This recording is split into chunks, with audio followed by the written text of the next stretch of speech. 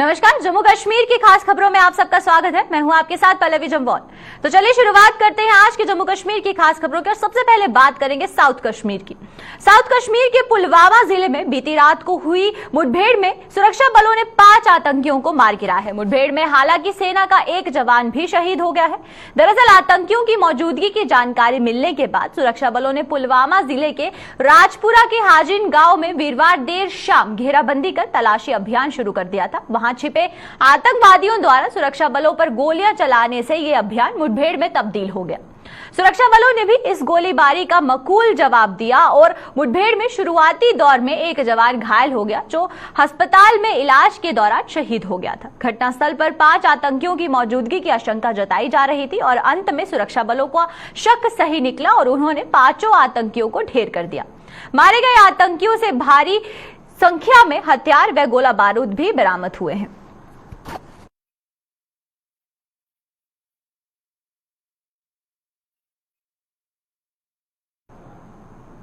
पाकिस्तान समर्थित आतंकी संगठन पहले भारतीय रक्षा ठिकानों पर आत्मघाती हमले करते थे, लेकिन हाल ही में जम्मू स्थित एयरफोर्स स्टेशन पर 2 ब्लास्ट हुए जिसमें नया पैटर्न देखने को मिला था, जहां पर आतंकियों ने खुद घुसने की बजाय ड्रोन से पेलोड गिराया था और इस घटना के बाद से सुरक्षा एजेंसियों के होश उड़ गए थे, क्योंकि ड्रोन से हमले का भारत में यह पहला मामला था। अब जम्मू कश्मीर के डीजीपी दिलबाग सिंह ने भी इस हमले को लेकर नया खुलासा किया है।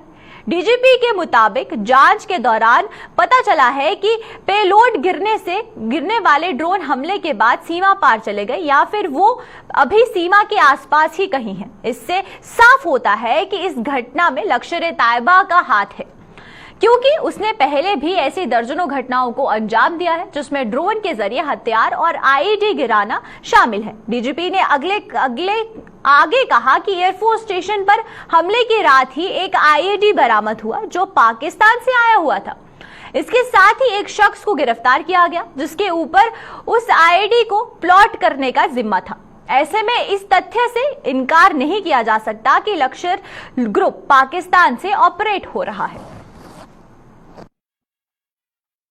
We haven't reached any conclusive stage so as to say who's actually involved, but now that we have past history of Lashkar using drones to drop weapons, to drop narcotics on this anti-national element, it's being used by terrorists to drop weapons, to drop IDs.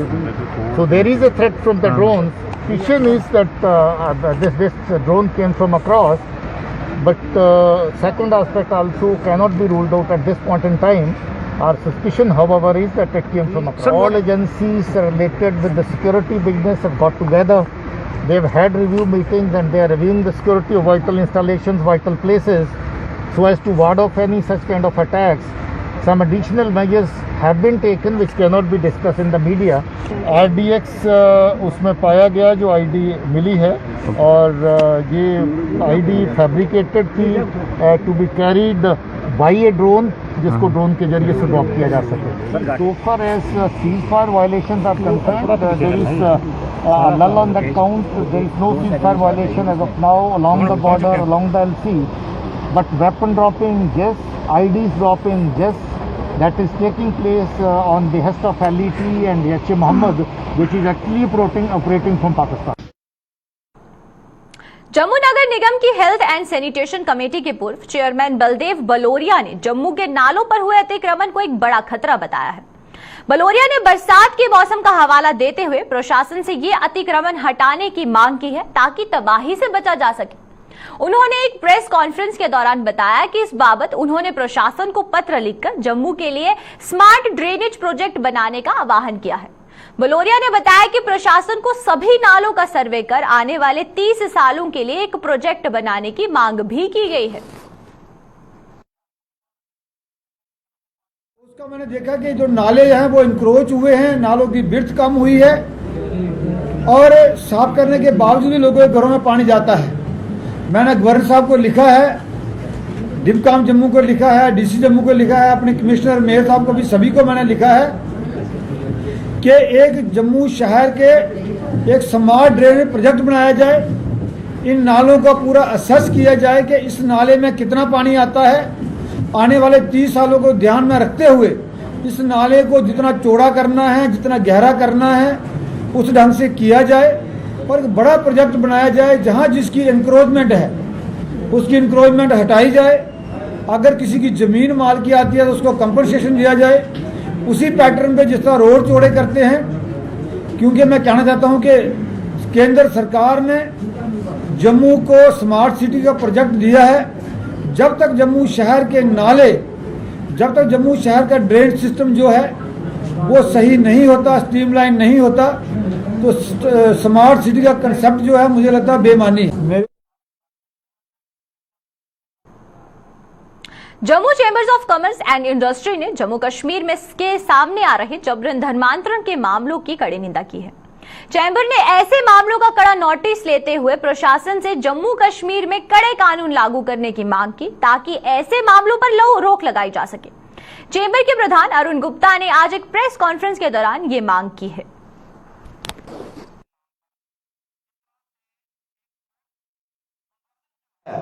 Jammu Kashmir UT में हुई है, जिस तरह से बहुत सारी लड़कियों की फोर्स कन्वर्जन जो हुई है, हम उसको कंडेम करते हैं और गवर्नमेंट को अपील करते हैं कि भाई इस तरह का एक कानून बनाया जाए ताकि जो इंटर कास्ट जो मैरिज है उसमें फोर्स कन्वर्जन जो है वो ना हो। वो मैं आपके माध्यम से गवर्नमेंट से, एलजी साहब से मैं अपील करना चाहूंगा कि इसके बारे में कोई ना कोई लॉ जो है हमारे जम्मू यूटी में आना चाहिए, जम्मू कश्मीर यूटी में आना चाहिए। धान की फसल की सिंचाई के लिए पानी न मिलने के विरोध में किसानों ने आज भाजपा की जिला आरएसपुरा इकाई को साथ लेकर एसडीएम कार्यालय के बाहर प्रदर्शन किया है। इकाई के प्रधान हरभजन सिंह की अगुवाई में हुए इस प्रदर्शन में किसानों ने एसडीएम को अपनी मांगों के संबंध में एक ज्ञापन भी सौंपा। हरभजन सिंह का कहना है कि धान की फसल लगा रहे किसानों को पानी के लिए तरसाया जा रहा है और रही सही कसर बिजली कटौती ने पूरी करके रख दी है। पूरा पानी आना चाहिए, बिल्कुल पानी नहीं आ रहा। मुझे नहीं लगता क्या है, कैसी एडमिनिस्ट्रेशन है, पैडी लग रही है और पानी है ही नहीं नहर में, हम क्या करेंगे। दूसरा, ट्यूबवेल जितने भी लगे हुए हैं हमारे सारे डिफेक्ट पड़े हैं। 400 के लगभग ट्यूबवेल है जो हमने रिपोर्ट बना के भेजी है चीफ साहब को कि जो सारे डिफेक्ट है, एक भी काम नहीं कर रहा। दूसरा, आज हम आपके माध्यम से बिजली महकमे को भी ये भी चेतावनी देना चाहते हैं क्योंकि बिजली की भी बहुत बुरी हालत है। आप देख रहे हैं रात को कहीं बिजली कितने कितने कट लग रहे हैं, बिल्कुल लग रहे हैं। मैं उनको कह रहे हैं अपना शेड्यूल कट लगाओ। जो आपने कट लगाया हमने कोई ऑब्जेक्शन नहीं किया, लेकिन शेड्यूल कट लगाने के बाद जो हमें बिजली देते हो उसमें भी आप कट लगा रहे हो, ये कौन सा तरीका है। सो हमने एसडीएम साहब को ये दोनों मसलों के ऊपर ज्ञापन भी दिया है, मेमोरेंडम दिया है, और मैंने उनसे रिक्वेस्ट भी की है। और साथ साथ में बिजली महकमा और इरिगेशन डिपार्टमेंट को हम सभी किसान जहां खड़े हैं भारतीय जनता पार्टी का किसान मोर्चा के साथ मिलकर आप उनको एक रिक्वेस्ट भी कर रहे हैं, साथ साथ में एक वार्न भी कर रहे हैं, चेतावनी भी दे रहे हैं कि आप भाई नहरों में पानी छोड़ दो, हमारा पैडी का सीजन चल रहा है, हम कैसे धान लगाएंगे। हाल ही में जम्मू कश्मीर बोर्ड द्वारा घोषित किए गए 10वीं कक्षा के नतीजों में ये पड़ाव पार ना करने वाले सीमावर्ती इलाकों के स्टूडेंट सड़कों पर उतर आए हैं। इन बच्चों का कहना है कि एंड्रॉइड फोन खरीदना उनके बस की बात नहीं है, जिसके चलते वो ऑनलाइन पढ़ाई सही ढंग से नहीं कर पाए। उनके इलाके में सिग्नल की भी समस्या है और ऑनलाइन कक्षाओं में बैठना उनकी बस की बात नहीं थी, लिहाजा उन्हें भी मास प्रमोशन मिलनी चाहिए। हमारे पेपर हुए 10th के और हमने 10th के पेपर दिए। हमारा एक पेपर फेल करने की वजह से उन्होंने सारे फेल कर दिए। ऐसा चलो एक आधा हमारा फेल भी हो जाता तो इन्हें ऐसा नहीं करना चाहिए था, हमारे साथ बड़ा गलत किया। और हम चाहते हैं कि हमें मार्क प्रमोशन दी जाए, सबको मार्क प्रमोशन दी है। और बहुत गलत हुआ हमारे साथ। इधर हमारे कई बार नेट चलता है, ऑनलाइन क्लासें लगती नहीं है, हम पूरी अटेंड नहीं कर सकते हैं। ऑनलाइन क्लासों में पढ़ा नहीं जाता, सीधी सी बात है, ऑनलाइन क्लासों से पढ़ा नहीं जाता है। और ये हमारे साथ बड़ा गलत किया। हम ये चाहते हैं कि हमें मार्क प्रमोशन दी जाए, हमारे साथ बहुत ज़्यादा गलत हुआ है। सर दी खुआर होने बार्डर एरिया सर, ना साढ़े को महंगे फोन है ना सर महंगी सिमा। सर इधर नैट भी नहीं चलता सर, स्कूल का काम सर स्कूल वाले भेजते पर अस पढ़ी नहीं पाते सर टाइम से। सर सरकार गाड़ी के बेनती है कि यहाँ पास कर दो।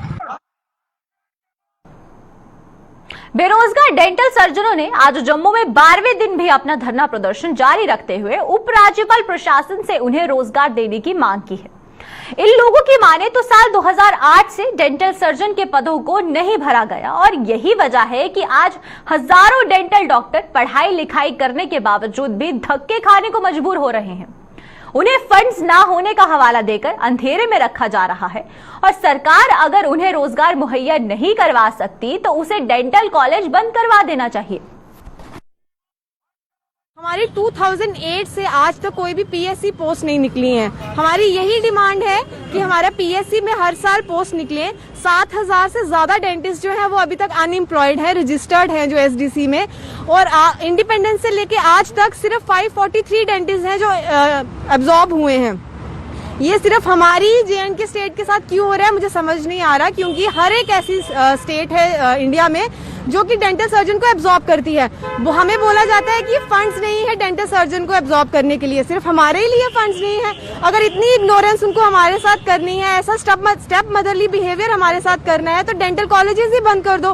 क्यों खोले हैं? हमें डिग्रियां ही क्यों करवा रहे हो? हमें ग्रेजुएट होने के लिए ये नीट में हमारा सीट ही क्यों रखी है? हटा दीजिए ये डेंटल सर्जन की डिग्री।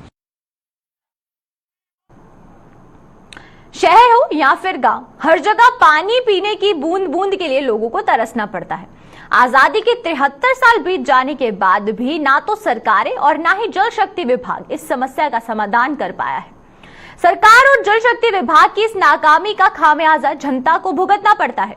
जिला उधमपुर दरसू गांव के लोग भी इस आधुनिक युग में पानी की एक एक बूंद के लिए तरस रहे हैं। पेश है इसी पर हमारी एक रिपोर्ट।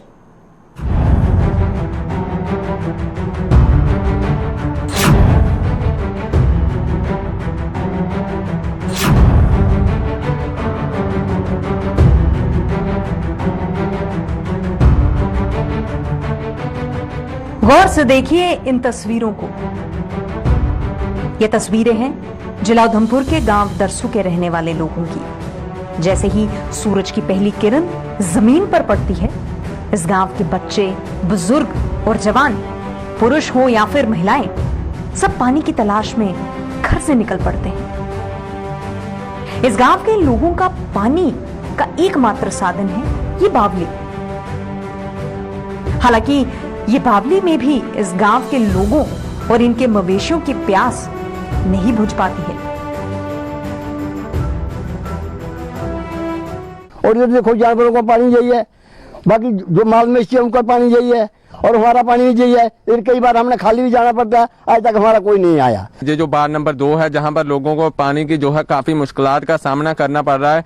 ये आपके सामने मंजर है, ये जो बोली बनी हुई है, जहां पर पानी जो है इस वक्त सूख गया है। गर्मियों का मौसम चल रहा है और लोगों को इतनी मुश्किलात का सामना करना पड़ रहा है कि लोग अपनी बात जो है वो बता नहीं सकते हैं। इस वक्त जो है 60 से लेकर 80 के करीब जो घर है वो इसी बोली पर जो है अपना जहां से पानी लेकर जाते हैं, और अपने माल का जो गुजारा है वो पानी है वो भी जहां से लेकर जाते हैं अपने माल के लिए। लेकिन इस वक्त जो है लोगों को काफी मुश्किलात का सामना करना पड़ रहा है।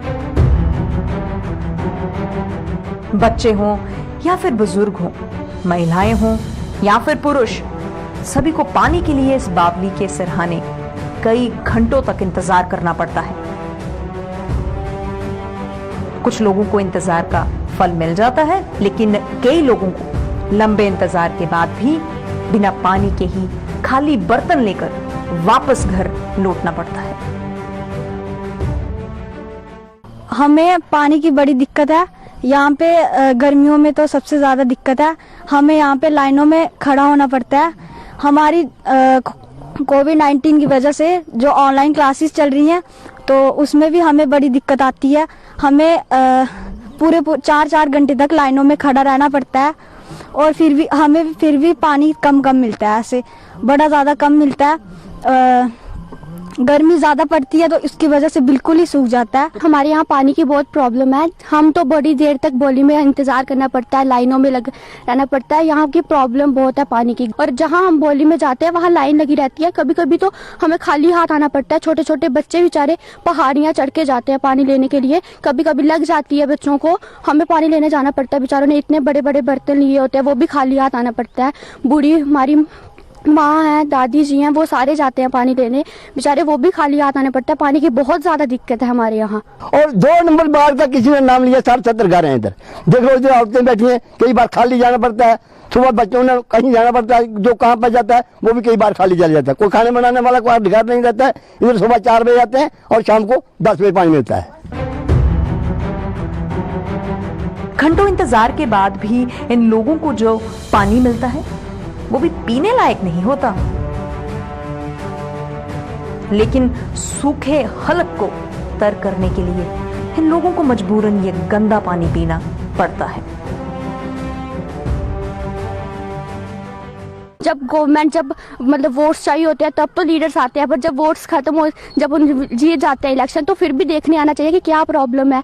बड़ा गंदा पानी है, उसमें इतना ज़्यादा कूड़ा करकट पड़ा होता है। साथ में जो जानवर होते हैं वो भी वहीं से पीते हैं और हमें भी वही पानी पीना पड़ता है। उससे ही बर्तन साफ करते हैं और उससे ही कपड़े धोते हैं। हमारे जैसे देखे जाए आज का पानी का माहौल ये देते हैं, डीसी साहब के पास भी जाते हैं, बोतलें भरकर गंदा पानी है, इसमें बांदर भी टट्टी करते हैं। जो जानवर रात को आते हैं वो भी इधर टट्टी करते हैं। पानी है ही नहीं जाते।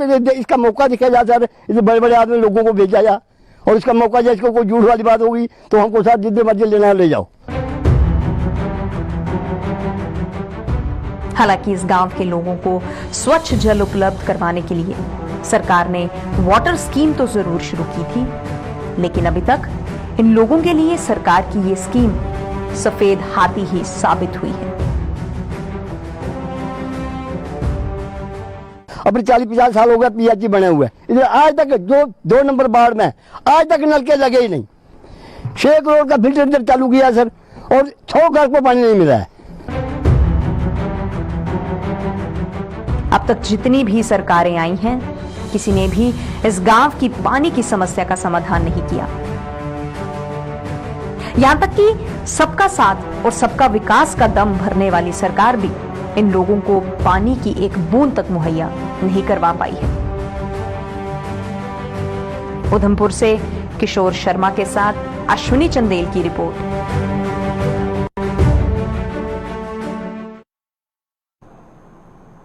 डोगरा शासकों द्वारा शुरू की गई दरबार मूव की प्रथा को सरकार ने बंद कर दिया है। हर वर्ष दरबार को मूव करने में सरकारी खजाने को करोड़ों रुपए का चूना लगता था। कुछ राजनीतिक दल भी पिछले काफी समय से लगातार इस प्रथा को बंद करने की मांग कर रहे थे। इस पर रोक लगाए जाने को लेकर जम्मू के लोगों का क्या कुछ कहना है, तो चलिए आइए आपको वो भी दिखाते हैं। देखिए, ये दरबार मूव का फैसला है, ये बड़ा एक अच्छा फैसला लिया है गवर्नमेंट ने। ठीक है, हम व्यापारियों के हिसाब से अगर हम कनक मंडी अपने हिसाब से देखें तो हमें इसका ये नुकसान है कि ये दरबार मूव के एम्प्लॉइज आते थे, उससे हमारे बाजार में बहुत काम होता था। लेकिन अगर इसको एक लॉन्गर एक्सपेक्ट में देखा जाए तो ये एक बहुत अच्छा फैसला है, क्योंकि दरबार मूव के अंदर जो 200 करोड़ रुपए के करीब गवर्नमेंट ने बताया खर्चा होता था, एक तो स्टेट को बचेगा। हमारी स्टेट की आपको पता है वैसे ही रेवेन्यू इनकम बहुत कम है, हम ज़्यादातर सेंटर के ऊपर डिपेंड होते हैं। तो एक ये बड़ा अच्छा फैसला लिया गया है और लोगों का टाइम भी बचेगा, क्योंकि आपको पता है जब दरबार मूव होता था जम्मू से श्रीनगर या श्रीनगर से जम्मू, कम से कम 15 दिन मूवमेंट के और 15 मिनट वापस के, 1 महीना लोगों का ख़राब हो जाता था। और रास्ते में कई बार फाइलें आगे पीछे होना, कुछ फाइलों का दब जाना, मतलब लोगों का बहुत टाइम वेस्ट होता था। जम्मू वालों को श्रीनगर जाना पड़ता था, श्रीनगर वालों को जम्मू आना पड़ता था। इससे लोगों का समय भी बचेगा और लोगों को काम भी अच्छा मिलेगा। और इलेक्ट्रॉनिक रिकॉर्ड होने से कोई भी फाइल जो है वो आप नीचे नहीं दबा सकते, वो ऊपर आ जाएगी। देखिए, ये जो प्रथा ये राजे महाराजों के टाइम की चल रही है, इसको 148 साल हो गए जब से ये दरबार मूव चल रहा है। ये एक उन्होंने कुछ ये सोच समझ के ही गर्मियों में श्रीनगर में राजधानी रखी और सर्दियों में जम्मू में राजधानी रखी थी कि इससे लोग इधर आए, उधर के उधर जाए, आपस में भाईचारा, आपस में प्यार बना रहे। ये उसी चीज़ के लिए एक उन्होंने ये चीज़ बनाई थी। और ये जो कल इन्होंने डिसीजन लिया कि इसको ख़त्म करने का, इससे व्यापार में बहुत फर्क पड़ता था। जब ये दरबार मूव होता था जम्मू में एक रौनक ही अलग होती थी और उस रौनक को एक ख़त्म कर दिया गया है। इससे व्यापार में बहुत फर्क पड़ेगा, व्यापार इससे बढ़ता था। इससे खाली एक ट्रेड नहीं, इससे 10 ट्रेड जुड़े होते थे। अगर एक एम्प्लॉय जाता था उसके साथ 10 उसके रिश्तेदार मिलने आते थे। वो सारे खरीदा फरोख्त जम्मू में होती थी, उससे जम्मू की इकोनॉमी बढ़ती थी। अगर हम लोगों की सेल होगी तो हम उसका टैक्स भी देंगे। जो रीऑर्गेनाइजेशन एक्ट हमारा बना था उसके बीच में भी ये चीज़ कहीं ना कहीं रिफ्लेक्ट की हुई थी, बट उसको ज़मीनी तौर के ऊपर जो है कल इसको कार्य अंजाम दे दिया गया है। और मुझे लगता है कि ये एक बहुत अच्छा स्टेप है, क्योंकि शायद आम लोगों को पता नहीं होगा कि दरबार मूव करने में कितने करोड़ों रुपए लग जाते थे, कितना स्टाफ जो है सिर्फ फाइलें इधर से उधर करने में ही ऑक्यूपाई रहता था। तो अब कम से कम वो जो अननेसेसरली हमारा पैसा, पब्लिक का पैसा जो इधर से उधर करने में और उधर से इधर करने में लगता था, वो कहीं ना कहीं सेव होगा। और मुझे लगता है सेव होने की जगह वो अब किसी अच्छी जगह पे लगे तो हमें लगेगा कि वर्थ है ये ऑर्डर करना, कहीं ना कहीं सही हुआ। और दूसरा जो ऑर्डर उन्होंने किया कि इलीगली जो है ऑक्यूपाई करके बैठे हैं क्वार्टर्स, आप देखें गवर्नमेंट क्वार्टर्स, जितने भी गवर्नमेंट ऑफिसर्स हैं या फिर स्टाफ है जिनको जो, क्योंकि दरबार मूव की वजह से यहाँ पे आके उनको अलॉटमेंट हुई थी या अलॉटमेंट नहीं भी हुई थी तो क्वार्टर उनको फर्दर टाइमिंग दिए हुए थे, वो उसको पोजेशन को खाली नहीं कर रहे हैं। तो मुझे लगता है कि उनको खाली कर देना चाहिए, क्योंकि वो उनकी अपनी जाती प्रॉपर्टी नहीं है, वो स्टेट की प्रॉपर्टी है। ये बहुत अच्छा किया गवर्नमेंट ने जो फैसला लिया, ये ऐसे पहले फैसला कुछ टाइम पहले लेना चाहिए। जो हजारों करोड़ों रुपए का खर्चा जो गवर्नमेंट पे, जो जनता पे बोझ है, वो तो काम होगा ना कुछ, वो डेवलपमेंट में कई पैसे और किसी जगह लगेंगे गवर्नमेंट के। इनको 25,000 जाने का देते हैं, 25 आने का देते हैं, फ्लैटों के किराया इनका बखरा गवर्नमेंट पे कर रही है। तो लोगों का काम जो है वो तो रुकना नहीं है। सेक्रेटरी चाहे उधर हो चाहे इधर हो, इधर सेक्रेटरी में कुछ लोग बैठे हैं, जम्मू के लोगों का काम तो इधर होगा, श्रीनगर का काम श्रीनगर में होगा। फोटो स्टेट ऑनलाइन आजकल वो का सिस्टम इन्होंने बनाया हुआ है। जो किया है गवर्नमेंट ने बहुत अच्छा किया है, पर किया थोड़ा देर से है।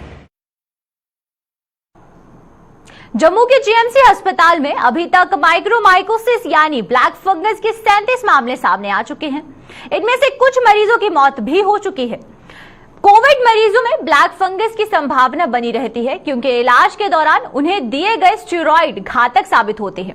जीएमसी जम्मू के प्रिंसिपल डॉक्टर शशि सुधन शर्मा ने मधुमेह व कोविड मरीजों से स्वयं नीम हकीम ना बनने और ब्लैक फंगस के लक्षण पाए जाने पर सीधा अस्पताल का रुख करने की अपील की, ताकि समय रहते उनका उपचार किया जा सके। टोटल अभी हमारे रिकॉर्ड्स के मुताबिक 37 तक केस रिपोर्ट हो चुके हैं और उनमें से कुछ डेथ्स भी हुई हैं और कुछ स्थिति नियंत्रण में भी है।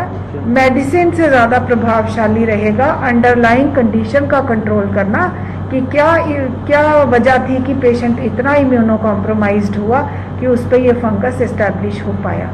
इसलिए शुगर का कंट्रोल किया जाता है, या अंडरलाइंग डिजीज़ या कोई इम्यूनो सप्रेसेंट खा रहा है मरीज़ तो वो बंद कर दिया जाता है, ताकि ये फंगल इन्फेक्शन जो स्प्रेड करना शुरू हो गया पेशेंट के अंदर वो वहीं रुक जाए। प्याज के दाम एक बार फिर आसमान छूने लगे हैं, जिससे आम जनता में हड़कंप मच गया है। मगर मंडी में प्याज के दाम की बात करें तो इस समय मंडी में प्याज का दाम 25 रुपए प्रति किलो है, लेकिन यही प्याज बाजार में 40 रुपए प्रति किलो के हिसाब से बिक रहा है। आम लोगों ने सरकार से प्याज के मनमाने दाम वसूलने वाले दुकानदारों के खिलाफ कार्यवाही करने की मांग की है। मंडी में भी जो क्वालिटी है नासिक की वो बिक रही है 25 रुपए की रेंज में। कभी रुपया 2 रुपया डाउन हो जाता है जब माल ज़्यादा आता है, जब माल कभी थोड़ा कम आता है तो रुपया 2 रुपये बढ़ जाता है। नियर अबाउट 25 के रेंज में ये बिक रहा है अभी होलसेल में नरवाल मंडी में। और नासिक में इसकी पोजीशन है 20 रुपये के जी, तो लगभग 5 रुपये की कैरेज है, उसी के अकॉर्डिंग ये बिक रहा है। बाकी सारा डिपेंड है क्लाइमेट के ऊपर, क्योंकि अभी जो माल है जो नई फसल निकल रही है अभी ये स्टॉक में जा रही है। अगर तो नेक्स्ट जो क्रॉप आने वाली है बरसात ज़्यादा हो जाती है और क्रॉप को कोई नुकसान होता है तो फिर तो ऑटोमेटिकली तेज़ ही होगा। तो अगर जैसे नॉर्मल चलता रहेगा तो फिर तो ऐसी कोई बात नहीं है। ये सारा डिपेंड है क्लाइमेट के ऊपर। बरसात गरीब जनता कहाँ जाएगी, वो तो मारी जाएगी। अगर ये 25 रुपये 20 रुपये किलो मंडी में बेच रहे हैं तो इनको 5 रुपये कमाई रखो ज़्यादा से ज़्यादा, या 2-4 रुपये। आम आदमी आगे कोरोना की महामारी से जूझ रहा है और इस तरह से वो बुरी तरह ख़त्म हो जाएगा, कहाँ जाएगा। मैं अपने एलजी साहब से गुहार लगाता हूँ कि इस मसले में देखें, हमारा जो डिपार्टमेंट हार्टिकल्चर है उसको भी थोड़ा एक्टिवेट करें, इसको नज़र डालें कि ये क्यों ऐसे हो रहा है, आम जनता कहाँ जाएगी। बस हमारी एलजी साहब से ये दुआ है और ये हमारी गुजारिश है, इस पर ध्यान दें कृपा। बिजली की कटौती के विरोध में जम्मू के लोअर रूपनगर के लोगों ने प्रदर्शन किया है। प्रदर्शन कर रहे लोगों का आरोप है कि बिजली की केबल टूटने के कारण इनके इलाके की बत्ती गुल है, लेकिन अभी तक विभाग सप्लाई को बहाल करने के लिए कोई कदम नहीं उठा रहा है। नगर में हो रहा है लोअर रूपनगर के सेक्टर 1, सेक्टर 2, सेक्टर 3 ये रात की 9 बजे की लाइट जो है वो बंद है और जो पीडीडी डिपार्टमेंट वो सोया है, गहरी निद्रा में है और जितने भी अधिकारी पीडीडी डिपार्टमेंट के जो लाखों रुपए सैलरी लेते हैं मुझे लगता है वो भी सोए हैं और इस इलाके के अंदर लोगों का जीना जो हराम हो चुका है। रात को सो नहीं सकते, तीसरे दिन पानी आता है, कोई सूद लेने वाला नहीं। रात की 9 बजे लाइट बंद हुई है और अभी 11 बजे बजने वाले हैं, कोई लाइट यहाँ स्टोर नहीं हुई है। ऐसा लगता है किसी फॉर फ्लॉन्ग एरिया में हम लोग रहते हैं और एक स्लोगन दिए जाते हैं स्मार्ट सिटी के, लेकिन स्मार्ट सिटी हमें कहीं देखने को नहीं मिल रही है।